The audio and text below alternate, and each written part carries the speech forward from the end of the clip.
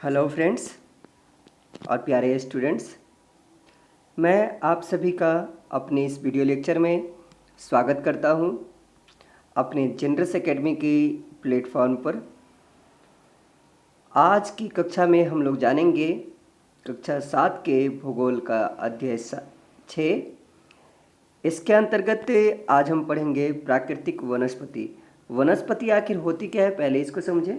वनस्पति का मतलब होता है पेड़ पौधे और वन्य जीवन, यानी कि जंगल में यानी कि वन में रहने वाले जो जीव जंतु होते हैं उसके बारे में आज की हम क्लास में जानने वाले हैं। तो आगे बढ़ने से पहले आप लोग फटाफट चैनल को सब्सक्राइब कर लें यदि आपने नहीं किया है तो। यदि आपने कर लिया है तो आपका बहुत बहुत धन्यवाद। और अब आइए हम चले अपनी क्लास की तरफ। और पूरी वीडियो को कॉन्सेप्ट समझने के लिए पूरी वीडियो को देखना भी ज़रूरी है, मस्ट ज़रूरी है। अगर आपका इस वीडियो को छोड़ के जाने का मन करे तो आप ये सोचें कि आपने क्यों ये वीडियो शुरू किया था। अगर ये आप बीच में किसी चीज़ को छोड़ने की आदत डालते हैं तो वो एक लूज़र की निशानी है। इसलिए किसी भी चीज़ को जब देखना शुरू करें तो पूरा अवश्य देखें, तो अन्यथा ना देखें। तो शुरू करें आज की हम अपनी क्लास। सेलिमा अपने ग्रीष्म शिविर से बहुत उत्साहित थी। ग्रीष्म मतलब गर्मी। गर्मी के टाइम में जो शिविर लगती है बड़े बड़े विद्यालयों में या विद्यालय के तरफ से बच्चों को गर्मी की छुट्टियों में बाहर ले जाया जाता है और वहाँ पे उनको कुछ दिन के लिए रखा जाता है। तो उसी में जहाँ सलीमा एक लड़की है जो कि गई है गर्मी की छुट्टियाँ बिताने के लिए। तो अपने सहपाठियों के साथ, यानी कि साथ में पढ़ने वाले को सहपाठी कहते हैं, जैसा कि आप लोग जानते भी हैं। तो अपने सहपाठियों के साथ वह हिमाचल प्रदेश में मनाली देखने गई थी। कहाँ गई है? तो मनाली देखने। कुल्लू मनाली नाम आपने सुना होगा, ये पॉपुलर जगह है। उसे सब स्मरण था, यानी कि सब याद था कि बस कैसे कैसे ऊपर चढ़ाई पर जा रही थी। वह स्थलाकृति यानी कि स्थला क्या करती और प्राकृतिक वनस्पति के बदलते रूप, यानी कि मैदानी भाग में अलग तरह के पेड़ पौधे, फिर पहाड़ी भाग में अलग तरह के पेड़ पौधे देखकर हैरान हो रही थी। गिरिपाद मतलब जो पर्वत के निचला हिस्सा होता है उसको गिरिपाद कहते हैं। तो गिरिपाद में स्थित साल एवं सागवान के घने वन धीरे धीरे क्या हो रहे थे? आंखों से ओझल हो रहे थे, यानी कि अदृश्य हो गए। पर्वतों की ढलानों पर पतली नुकीली पत्तियों तथा शंक्वाकार वितान, शंक्वाकार मतलब शंकु के आकार के, वितान कहते हैं पत्तों को, शंकु के आकार इस तरीके से, और इस पे इस तरीके से पत्ती शंक्वाकार वितान लंबे वृक्ष देखने लगे। वितान, वृक्ष को भी वितान कहते हैं और पत्ते को भी कहा जाता है। तो उसे पता लगा कि वे शंक्वाधारी वृक्ष हैं, यानी कि शंकु के आकार के वृक्ष हैं। लंबे वृक्षों पर खिले लाल लाल फूलों पर उसका ध्यान गया। वे रोडोडेंड्रॉन के फूल थे। रोडोडेंड्रॉन के फूल जैसे कि आप इस चित्र में देख सकते हैं, ये देखिए, ये रोडोडेंड्रॉन के फूल हैं। रोडोडेंड्रॉन के फूल थे। मनाली से आगे रोहतांग दर्रे, आप अपना एटलस निकाल के जब भारत के भौतिक मानचित्र में यानी कि फिजिकल मैप में रोहतांग दर्रे को अवश्य चिन्हित कर लें। रोहतांग दर्रे तक के रास्ते में उसने देखा कि भूमि छोटी छोटी घास एवं कुछ स्थानों पर बर्फ से ढकी है। सलीमा के अवलोकन, यानी कि अवलोकन मतलब क्या होता है? ध्यान से देखना। सलीमा के अवलोकन से हम अनुमान लगा सकते हैं कि स्थल की ऊंचाई, वनस्पति की विशेषताएं एक दूसरे से संबंधित है। यानी कि मैदानी भागों के पेड़ पौधे और पहाड़ी भागों के पेड़ पौधे में बहुत अंतर होता है, उसमें बदलाव होता है। ऊंचाई में परिवर्तन के साथ साथ जलवायु में परिवर्तन होता है। जाहिर सी बात है, जैसे जैसे आप पर्वत की तरफ जाएंगे वहाँ पे दबाव बढ़ने लगेगा और तापमान कम होने लगेगा और वायु का दाब अधिक होने के कारण आपको सांस लेने में भी समस्या हो सकती है। इसलिए कहा जाता है कि जिसको सांस की समस्या हो उसे ऊंचाई वाली जगह पे नहीं जाना चाहिए। ऊंचाई में परिवर्तन तथा इसके प्राकृतिक वनस्पति में भी बदलाव आता है। वनस्पति की वृद्धि तापमान एवं नमी पर निर्भर करती है। यानी कि वनस्पति कितनी बड़ी होगी वह वहाँ के तापमान और वहाँ पे नमी की जो मात्रा रहती है उस पर निर्भर करती है। यानी कि किसी भी पेड़ पौधे की वृद्धि मुख्य रूप से दो चीज़ों पे निर्भर करती है, वह है तापमान और नमी। इसके अलावा और भी चीज़ें हैं जैसे कि ढाल, मिट्टी की परत की मोटाई, ये सब भी कारक वनस्पति की वृद्धि में सहायक है। इन घटकों में अंतर के कारण किसी स्थान की प्राकृतिक वनस्पति की सघनता मतलब किसी विशेष क्षेत्र में जो वृक्षों की संख्या होती है उसे सघनता कहते हैं। वृक्षों की या किसी चीज़ की संख्या होती है, यानी सघन मतलब होगा कि जैसे कि उदाहरण के लिए आप ये देखिए, एक ये क्षेत्र है। अब इस क्षेत्र में अगर इतनी दूरी पे वृक्ष है, इतनी दूरी मतलब पास पास में वृक्ष हैं, तो इसको हम कहेंगे सघन। लेकिन अगर इसी की जगह पे कुछ इस तरीके से इतनी बड़ी जगह है और इसमें यहाँ एक वृक्ष है, यहाँ पे एक वृक्ष है, यहाँ पे एक वृक्ष है, यहाँ एक वृक्ष है, यानी कहीं कहीं पे वृक्ष है, तो उसको हम कहेंगे विरल। तो सघनता एवं प्रकार में परिवर्तन होता है। आमतौर पर प्राकृतिक वनस्पति को 3 मुख्य श्रेणियों में वर्गीकृत किया जाता है। यानी जितनी भी वनस्पति होती है वो मुख्य 3 प्रकार की ही होती है, मतलब उसको 3 मुख्य भागों में, हालांकि और अधिक भागों में बांटा जा सकता है उसको, लेकिन मुख्य रूप से 3 भागों में बांटा जाता है। जिसमें पहला है वन, दूसरा है घास स्थल, यानी कि घास की जमीन, घास की जगह, घास भूमि, और तीसरा है कांटेदार झाड़ियाँ। तो आइए हम एक एक के बारे में संक्षेप में जानें। जो वृक्षों के लिए उपयुक्त तापमान एवं परिपूर्ण वर्षा, यानी जितनी वर्षा चाहिए उतने वर्षा वाले स्थान पर उगते हैं, उन कारकों के आधार पर सघन एवं खुले वन विकसित होते हैं। यानी या तो घने पेड़ पौधे होंगे या फिर कहीं कहीं पे पेड़ पौधे होंगे। तो ये उस जगह के आधार पर निर्भर करता है कि कैसी मिट्टी है, वहाँ की जलवायु कैसी है, यानी कि बारिश होती है या नहीं होती है, हवा का क्या माहौल है, इसके आधार पर। उसके बाद दूसरा है घास स्थल, जो मध्यम वर्षा वाले क्षेत्र में विकसित होते हैं, यानी कि जहाँ पे न तो बहुत ही कम बारिश होती हो न ही बहुत अधिक बारिश होती हो, तो ऐसे स्थलों पे ये होते हैं। कांटेदार झाड़ियाँ, कांटेदार झाड़ एवं झाड़ियाँ केवल शुष्क क्षेत्रों में पैदा होते हैं। शुष्क क्षेत्र मतलब सुखाड़ वाली जगह पे। सलीमा हिमालय की यात्रा का अपना यह अनुभव अपने पिता को बता रही थी।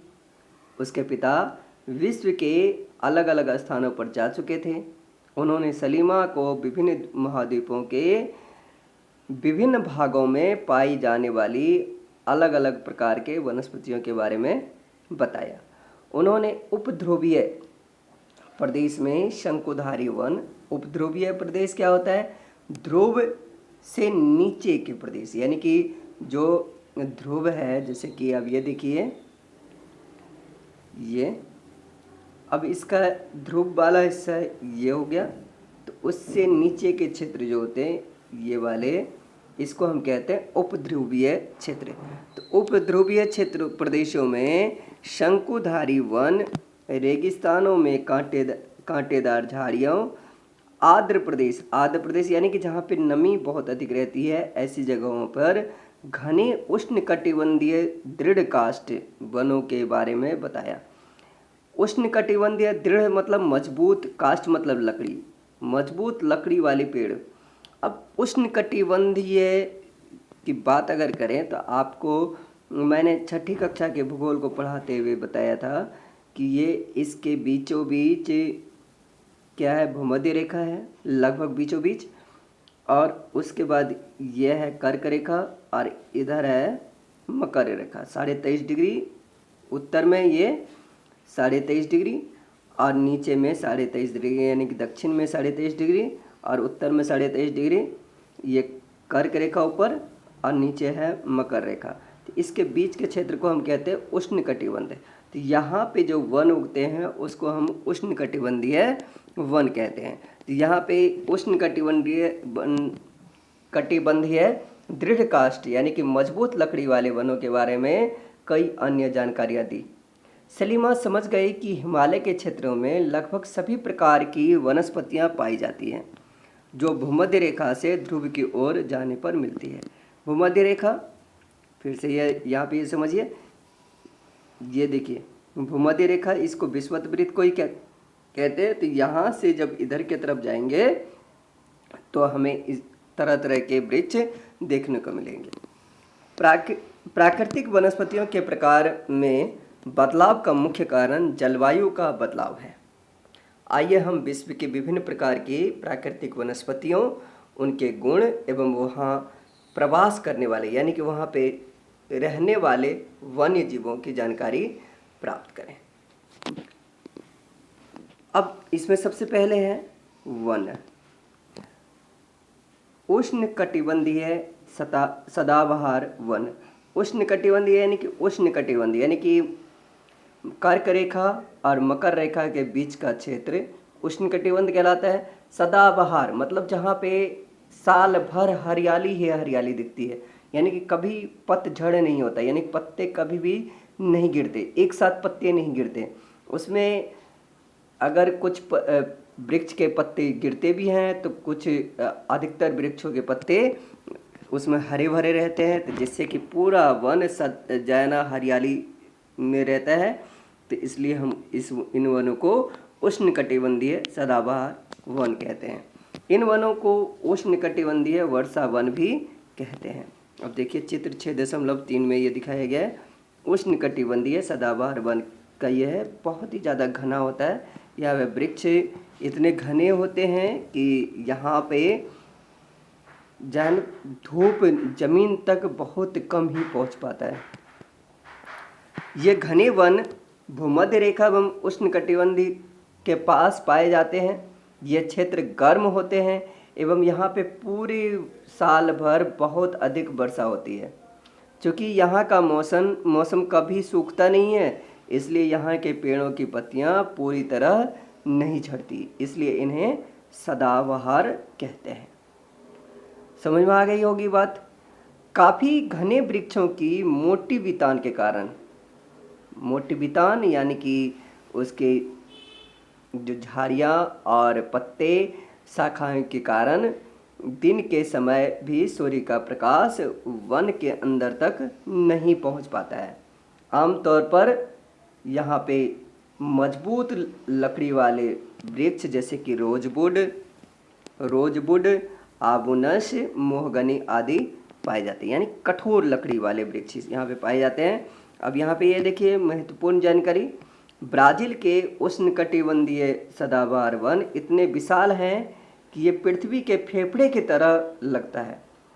अब आप बता सकते हैं ऐसा क्यों? चलिए आपको मैं बताता हूँ ऐसा क्यों। जैसे कि देखिए हमारे फेफड़े का काम क्या है? हमारे लिए ऑक्सीजन उपलब्ध कराना और हमारे लिए ऑक्सीजन खींचने का काम करता है और कार्बन डाइऑक्साइड छोड़ने का काम करता है हमारा फेफड़ा। उसी तरीके से यहाँ पे जो वन है इतना सघन है, मतलब इतना घना है कि ये जो है ना बहुत अधिक मात्रा में ऑक्सीजन हमें देता है और जो है ना अधिकतर मात्रा में कार्बन डाइऑक्साइड को ग्रहण करता है। तो ये एक तरीके से फेफड़े की तरह ही इसका कार्य हो गया, इसलिए ये फेफड़े की तरह लगता है।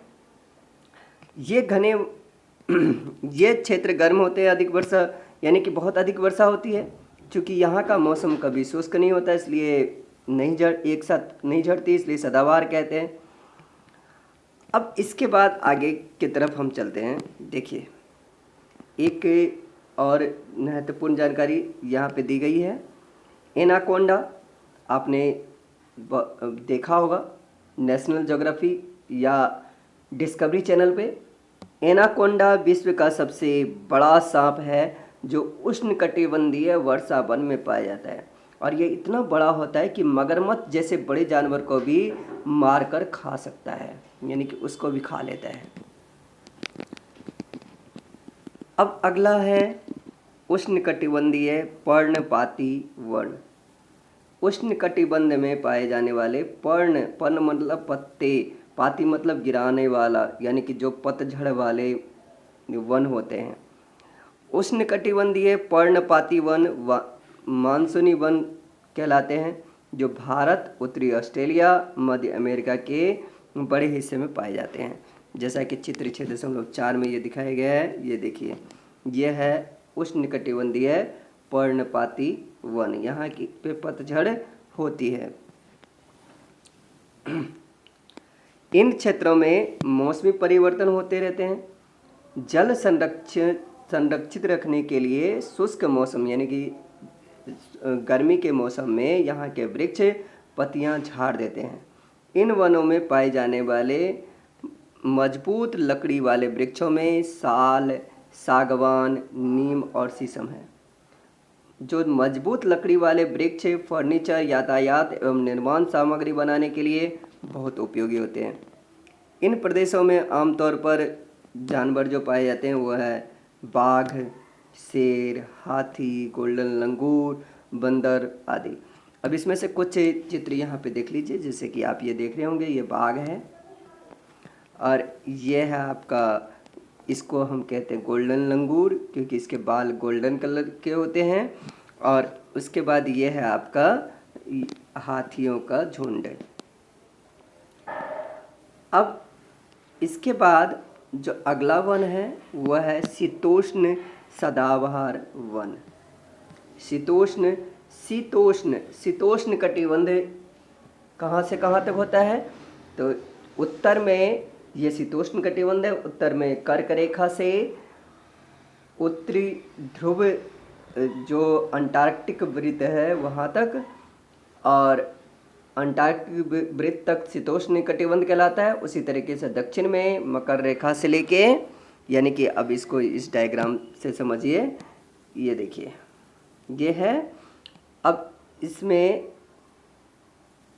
यहाँ पे भूमध्य रेखा हो गया, यहाँ पे ये हो गया अंटार्कटिक और यह है मकर रेखा। तो इसके बीच का जो क्षेत्र है ये शीतोष्ण कटिबंध कहलाता है।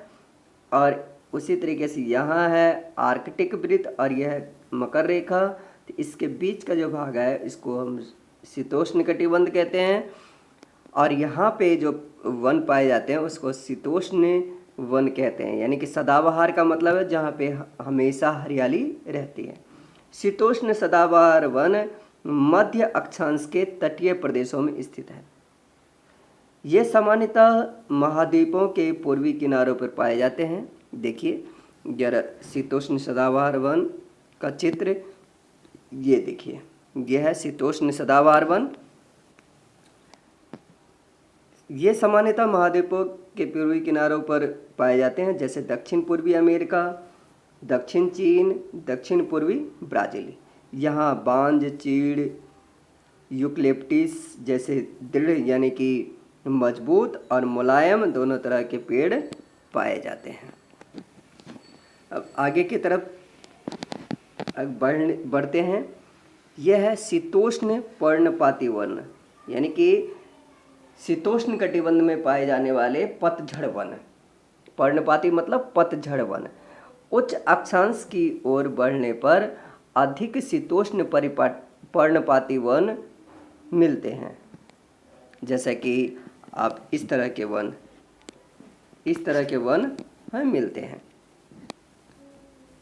ये उत्तर पूर्वी अमेरिका, चीन, न्यूजीलैंड, चिली एवं पश्चिमी यूरोप के तटीय प्रदेशों में पाए जाते हैं। ये अपनी पत्तियां शुष्क मौसम में झाड़ देते हैं, यानी कि सूखे के मौसम जहाँ पे जबकि पानी की मात्रा कम हो जाती है ज़मीन से, तो उस समय में ये अपनी पत्तियां झाड़ देते हैं। यहाँ पाए जाने वाले पेड़ हैं बांज, एस, बीच आदि। यहाँ के जो मुख्य जानवर हैं हिरन, लोमड़ी, भेड़िए यहाँ पे आम जानवर हैं। फॉजेंट और मोनाल जैसे पक्षी भी यहाँ पाए जाते हैं। फिजेंट जैसे कि आप इस चित्र में देख सकते हैं, ये फिजेंट और यहाँ पे इसके नीचे ये है मोनाल, ये है मोनाल। आगे की तरफ हम लोग चलते हैं, यह है भूमध्य सागरीय वनस्पति।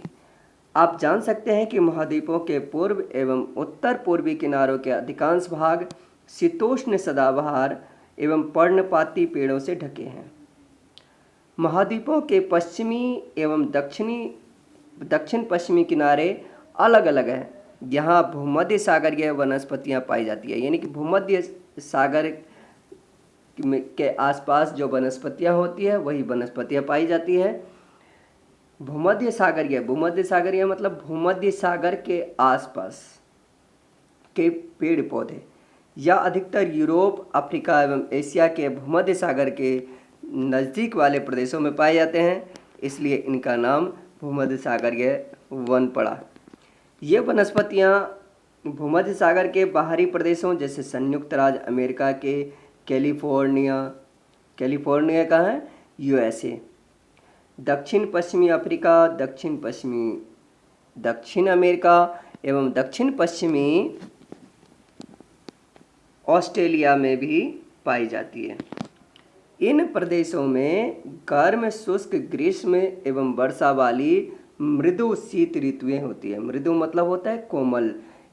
गर्म, शुष्क यानी कि गर्मी और सूखा वाला गर्मी होती है, और वर्षा जो होती है मृदु शीत होती है, मतलब नॉर्मल ठंडापन रहता है, न बहुत अधिक ठंडा नहीं होता।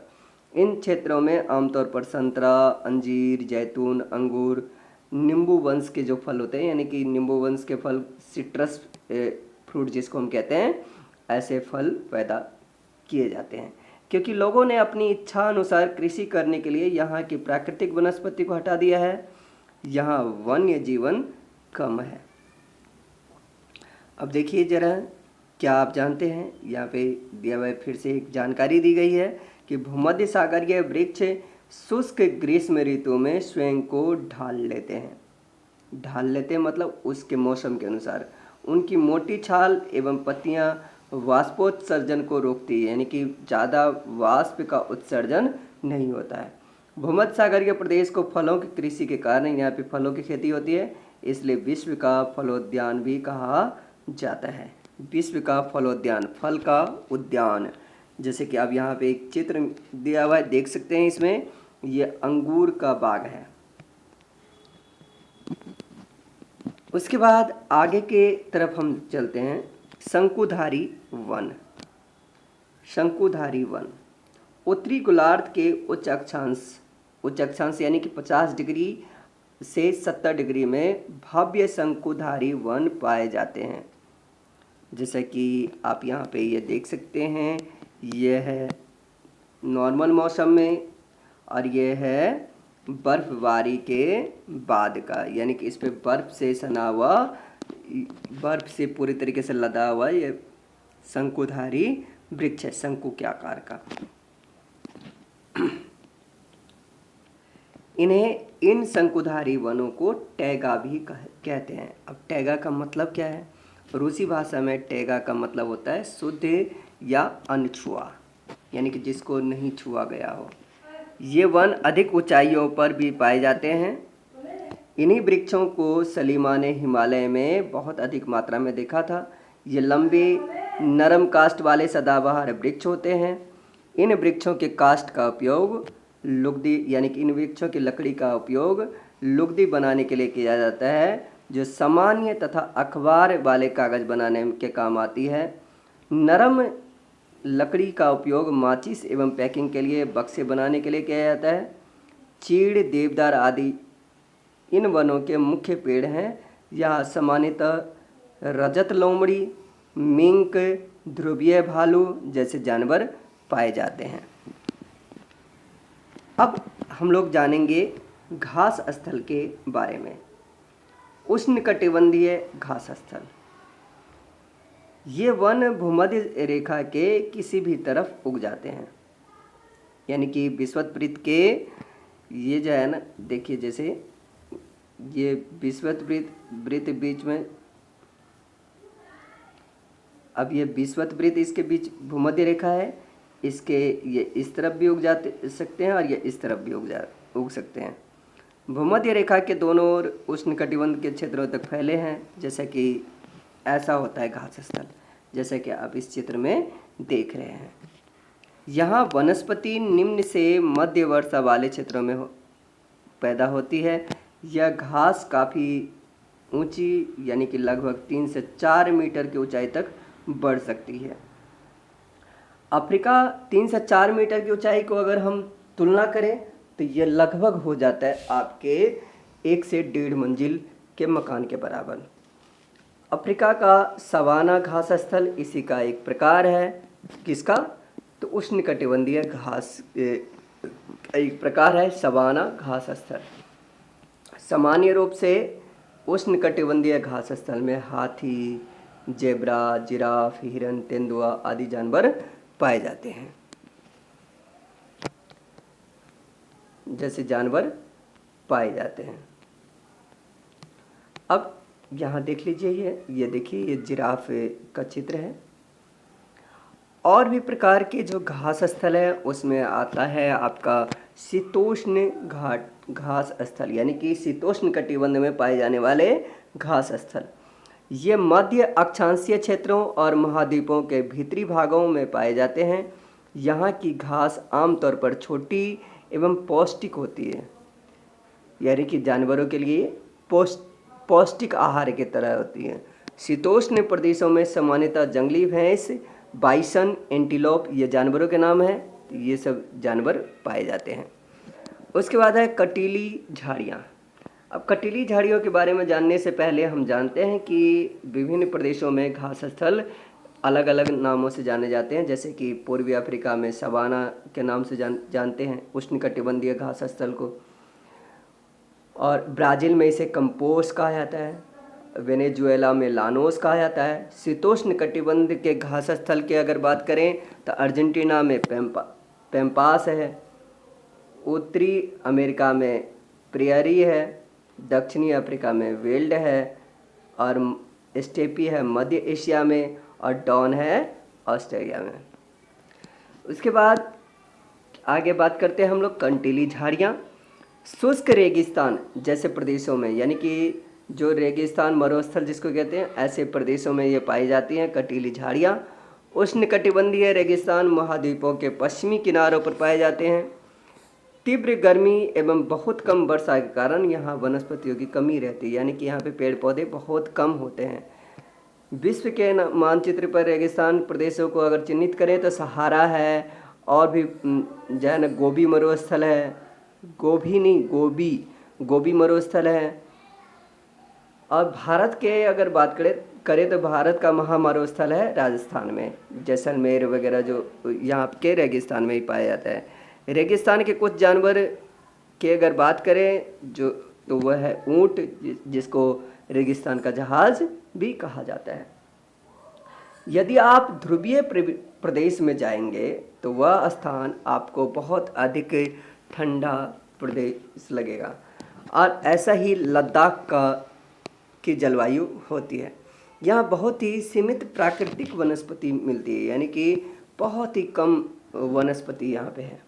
यहाँ केवल काई, लाइकेन और छोटी झाड़ियाँ पाई जाती है। ये अल्पकालिक, यानी कि थोड़े समय के लिए ग्रीष्म ऋतु के दौरान ही होती है। इसे टुंड्रा प्रकार की वनस्पति कहा जाता है। ये वनस्पतियाँ यूरोप, एशिया एवं उत्तरी अमेरिका के ध्रुवीय प्रदेशों में पाई जाती है। इसलिए इन प्रदेश को टुंड्रा प्रदेश भी हम लोग कहते हैं। यहाँ के जानवरों के शरीर का जो फर, यानी कि ऊपर के बाल होते हैं, वो बहुत मोटे होते हैं, और मोटी चमड़ी होती है जो इन्हें ठंडी जलवायु में सुरक्षित रखते हैं। यहाँ पाए जाने वाले कुछ जानवर हैं जैसे सील, वालरस, कस्तूरी बैल, ध्रुवीय उल्लू, ध्रुवीय भालू, बर्फीली लोमड़ी। इसमें से कुछ के चित्र आप यहाँ देख सकते हो। ये देखिए, यह है वालरस, यह ध्रुवीय भालू और नीचे ये है सील। आगे की तरफ हम लोग और देखते हैं। सलीमा के पिता ने उसे कुछ घने वनों के चित्र दिखाए। कुछ चित्रों में सलीमा ने देखा कि लोग वृक्षों को काटकर वनों को साफ कर रहे हैं। उसके पिता ने बताया कि स्थानीय लोग कृषि यानी खेतीबाड़ी और रहने के स्थान के लिए चाहते हैं, इसलिए इन्होंने वन को साफ कर दिया। सलीमा अब सोचने लगी कि अगर वनों को साफ कर दिया जाता है तो वन्य जीव कहाँ जाएंगे। जैसे कि उदाहरण के लिए हम अरे घर को अगर कोई तोड़ दे तो हम बेघर हो जाएंगे। तो इसी तरीके से ये वन्य जीव कहाँ जाएंगे। क्या ये वन पुनः वैसे ही पाएंगे। अगर लोग इसी प्रकार पेड़ों को काटते रहे तो भविष्य में पर्याप्त ऑक्सीजन, जलवाष्प, लकड़ी, फल मेवे आदि मिल पाएंगे। बिल्कुल ही देखिए, प्रश्न वाचक है कि क्या ऐसा हो पाएगा। अगर इसी तरीके से हम वृक्षों को काटते रहे, पेड़ों को काटते रहे और उसके स्थान पर पेड़ ना लगाएं तो क्या ऐसा हो पाएगा। अब आपसे एक प्रश्न है कि क्या आप सलीमा से सहमत हैं।